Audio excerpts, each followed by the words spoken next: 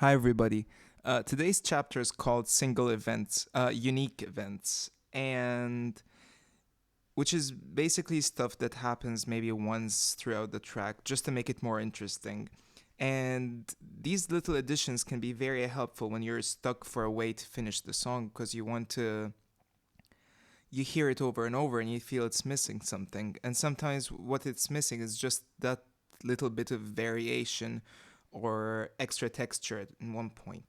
So the book specifies three types of unique events. There is single events, which is like one shots, and single musical gestures, which is kind of like a change in the phrase, like a very minute one that doesn't happen more than once. And finally, there's single processing gestures, and that's uh, maybe not changing the melody or adding a sound, using the same sound, but passing it through a different effect chain. So let's start with single events, since it's the easier. The most popular one, I think, is the filter sweep, the noise sweep. And so here I have a bit of noise. Let's switch the flanger off and the filter.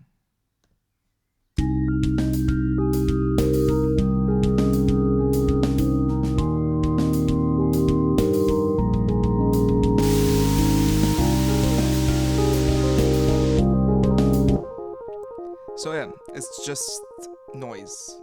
And we can make it interesting by adding a bit of a flanger, maybe not too much, and sweeping through. So we can just record that really quickly.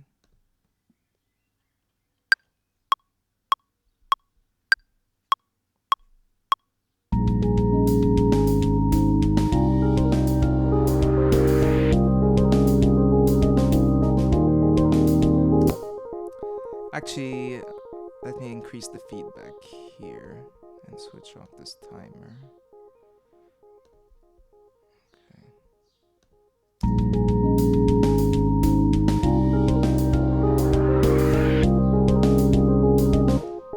Maybe add a little bit of reverb as well at the end only.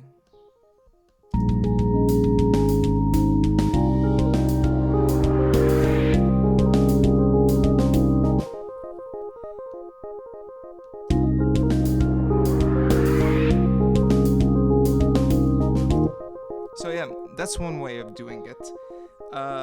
Another way, and this is something that I really like doing, is getting some random samples, playing around with them, and making them sends only tracks. That means you only hear what's coming from the return channel, and you don't hear the actual sound itself. And it works really well as a textural element. So here I've got a couple of different sounds, and I just put them where I felt they could add something. So here's the first one.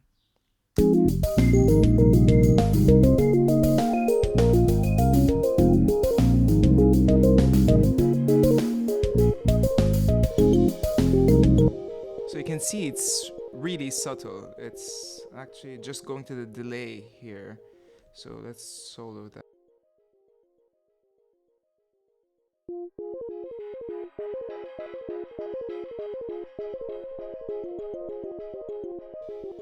Yeah, and that's it really. And just add something. Here's another bit here.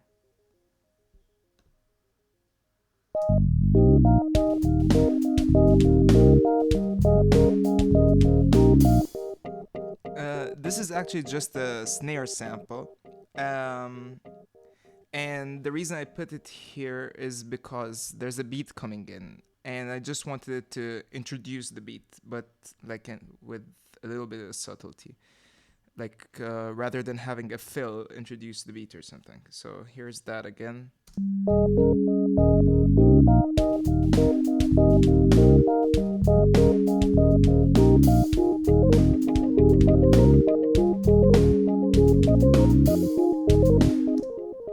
And that one sounds like guitar, but it's actually a ARP sample. Let's change this to master. Listen how it sounds like.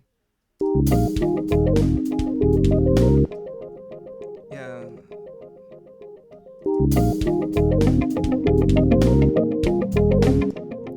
So we can get rid of that, change it back to sends only.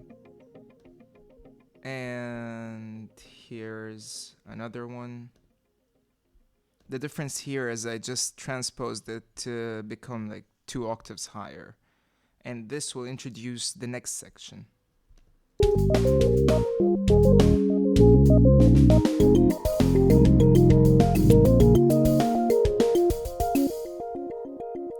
Maybe could do the little bit of a fade in here.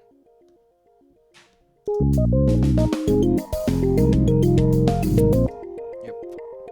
And the last one, this is just at random. And here, that's what it sounds like.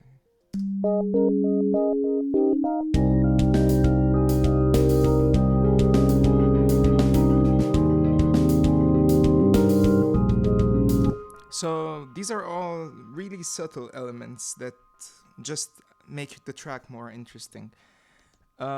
Musically, I just changed this one here.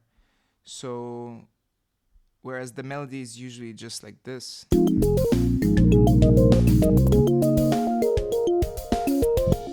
here it changes.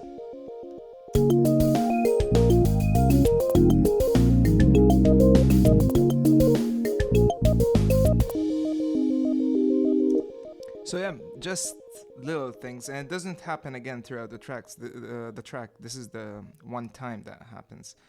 The last thing is the processing gestures, and that's just playing around with effects. And I did pretty much the same thing I did with the sends only tracks, and this just relying on automating the sends.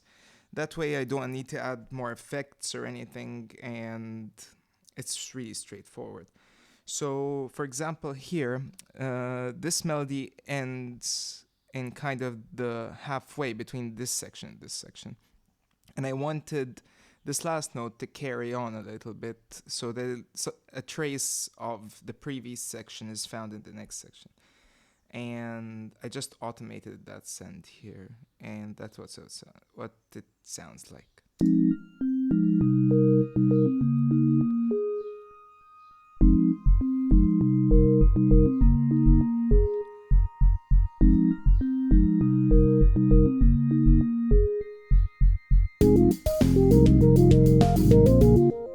Which is really simple, but it just adds something. So yeah, here are just a couple ways to make the track more interesting, help you finish a track if you're fine with how it is but feel it needs that little extra something. This is just a way to do that. So yep, that's it for today, and I'll see you tomorrow. Bye.